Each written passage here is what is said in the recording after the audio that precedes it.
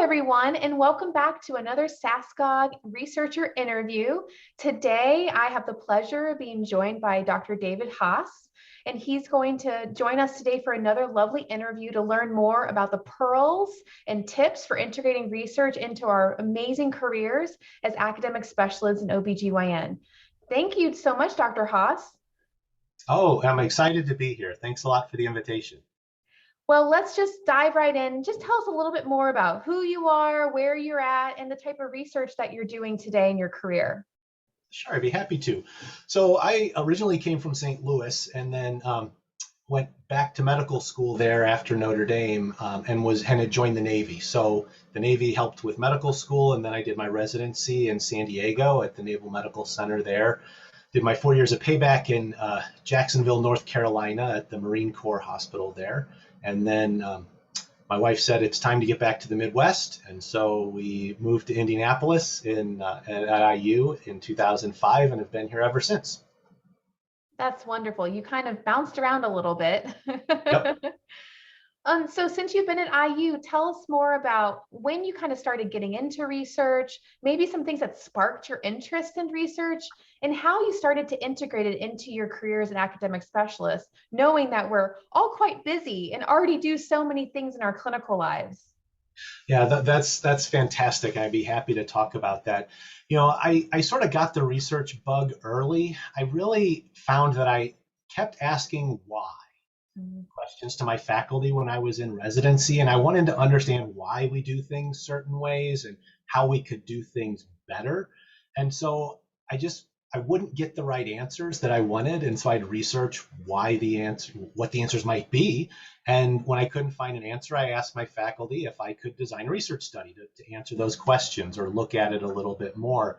And so that really kind of kicked off when I was on labor and delivery as a third-year resident, and started with a lot of my research in betamethasone, where we would give it every 12 hours if they were going to deliver quickly, whereas standard was 24 hours, but we thought, well, we'll give it a little bit sooner if we think they're going to deliver early. And I was like, why do we do that? Is there any data? And there really wasn't any data. Was there a drawback? We didn't know if there was a drawback. And so I said, well, let's just give it to everybody 12 hours. And the faculty said, sure. And so we compared the results. And that was really what kicked off a lot of my wanting to do research and learning how to design research. I think I ended up doing 4 or 5 different studies while I was a resident. I was a little bit insane at that time. And then when I went to Naval Hospital Camp Lejeune, I tried to get away from academic aspects, but I couldn't shake the bug. I ended up doing several studies, survey projects, retrospective looks while I was there at a small community-based hospital. And so then I knew that when it was time to separate from active duty, I needed to get back to academics. So when I came to IU, I asked for a little bit of protected time and told the chairman at the time, Dr. Stamen, that I really loved clinical research and I wanted to make that a part of my life in academics.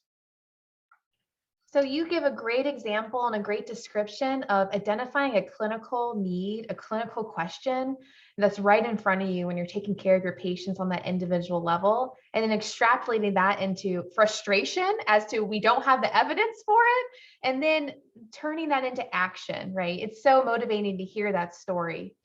Tell us more about how you did continue that pattern of what I just went over and you described too, when you were in those early stages of asking for protected time. How did that conversation go? And then how did you use that time in that early stages of your career to be productive, to lead you to where you are today? Sure. You know, that I found that what I talk about with the residents is that all the best research studies come from being an observant clinician and taking care of patients and figuring out what it is you'd like to do. And when I came to IU, I had negotiated for 10% protected time, so 1/2 day a week. And I soon realized that wasn't going to work very well. But the problem was that we were a very clinically oriented department, as many departments are, particularly generalist divisions within those departments. And so I really didn't have a lot of people within the department who were powerhouse researchers. You know, you're in a department where there's a ton of powerhouse researchers. When I got to IU, There really wasn't. So I had to start knocking on doors to find a mentor who could really help me, because I didn't know exactly what to do with my time and how to get more time and how to get more resources. I'd never really had to pay for research before I got to IU. And then it's like, oh, I need grants and I need funding to do stuff. So, I just went knocking on doors. One of the great things about the Midwest is I never had a door closed in my face. People were always really excited. I'd go and talk to them. And if you're enthusiastic about a topic, if you're enthusiastic about research, I find most people will sort of become enthusiastic as well. My primary mentor was actually the chief of the Division of Clinical Pharmacology, because I liked, studies about drugs in pregnancy and how medications work in pregnancy and why people stop taking their medications in pregnancy. And and so I sort of found a kindred spirit in Dave Flockhart, and he was like, if you really want to be successful, you've got to get one of these things called the K23, which I'd never heard of before.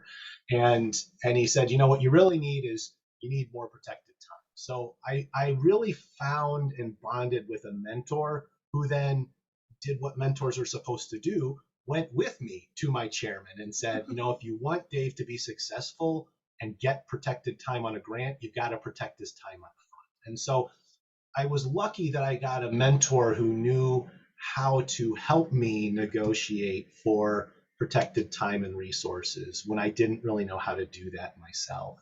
And so that really helped stimulate my thought and my understanding that mentorship is huge. And then as I progressed in my career, it's something that I've really loved to do in working with residents and medical students and junior faculty, is how can I utilize the things that I had to learn the hard way to make sure we have resources and opportunities for them so they don't have to learn the hard way necessarily. I love that. I'm at the stage where I am starting to have more and more opportunities for mentoring myself as an early stage investigator, and it is very rewarding to be able to do a little piece to pave the way to be a little bit easier for the next generation of clinician researchers. Can you tell me a little bit more about when you were doing that door knocking and you were finding those mentors? I think a lot of people on this call might be thinking, well, I know I could maybe Google search, I could find some people that have interest both inside and outside my department, but what do I say at these meetings? Do I come with my portfolio of publications? Do I have to come with a whole grant proposal? What do I come with? What are the conversations I have? What things do I need to talk about? And when am I, quote, ready to have those conversations to have a mentor? Caitlin, that's a great question. And I think part of it, it's going to sound like a cop-out answer, but part of it depends on where you're at in your career.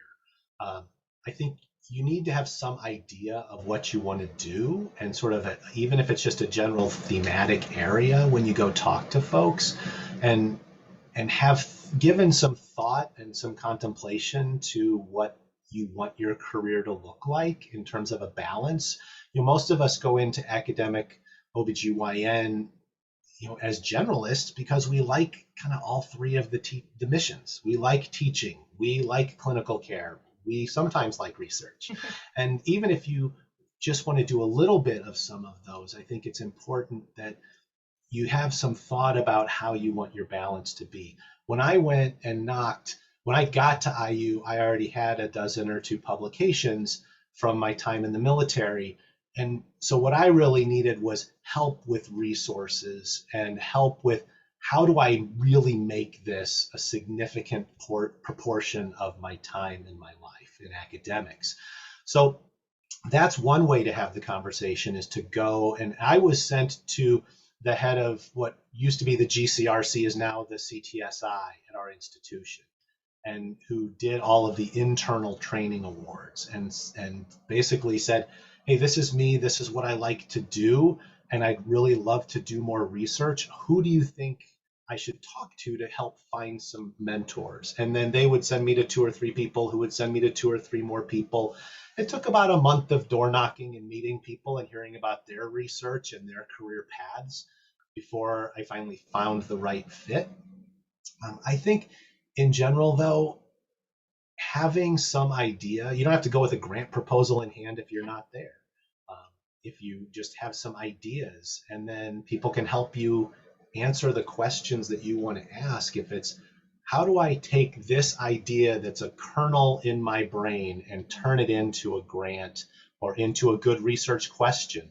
I find that's really a great place to start, is if you've got a good clinical, applicable, and important research question that you want to ask, everything will flow from there. Mm-hmm. Oh, I cannot agree with you enough. I think another highlight that you had in that description was the point that you don't have to be perfect, right? When you go knocking on these doors to find mentors at those early stages, yes, you do have to have an idea. You do have to have an idea of what you want to research, right? You do have to know the literature and what's already been done. And you have to know kind of where do I want to be generally, not perfect, in a few years, right? And where I'm balancing research with my other responsibilities. But you don't have to have all the answers. You don't have to be perfect, but you do have to have that passion, and mentors will see that. And that's the first priority. Well, as we're wrapping up, can you just tell me a little bit more, Dr. Haas, about what you're doing now and kind of where you've gone since those early stages and how you're integrating research into your career today? Sure. Well, it's right now I'm the vice chair for research in the department. And so about 75% of my time is between doing my own research, but also then research administration and helping with mentorship and helping with the residents as we sort of coordinate all of their projects and go through mentoring teams with them. My current projects, I still am doing some work on betamethasone pharmacogenetics. A lot of my work revolves around recruiting obstetric cohorts. I know that I've got a skill for developing cohorts of women and recruiting women into studies, and then letting people who are smarter than me and have much better hypotheses than I do utilize those resources to answer their own questions, whether it's collecting a bunch of biospecimens and having them all sitting in a bunch of -80 freezers on campus, just collecting cohorts of women, looking at various exposures and outcomes, but then having those resources and really moving forward. We were part of the New Mom to Be study and now the Heart Health follow-up. We're writing grants to try to follow up those kids from those pregnancies.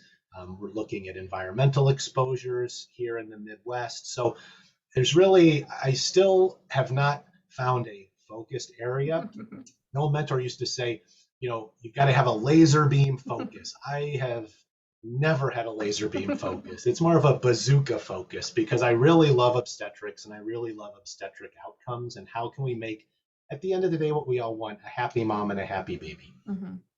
It is hard, especially I find with academic specialists, the laser focus in the research world, which is pretty typical in other fields, but it is hard for us because we do take care of females throughout the lifespan. But I think something that you just pointed out is kind of finding the compromise, and that is prioritizing collaboration with people both inside your departments of OBGYN and in departments outside in schools of medicine, and then even in other types of institutions. And then that way you can kind of get that itch of you want to do everything, but you can still have that focus to be successful in the research world. Absolutely. I've found some great collaborators outside of our department, which it's great because it expands both of your horizons. Well, Dr. Haas, thank you so much for your time today. This was great. And I think that this conversation will be very helpful to our listeners. And thank you everyone for joining us for another SASGOG researcher interview. I'm Caitlin Martin at VCU in Richmond, Virginia, and we'll see everyone soon. Thanks, Caitlin.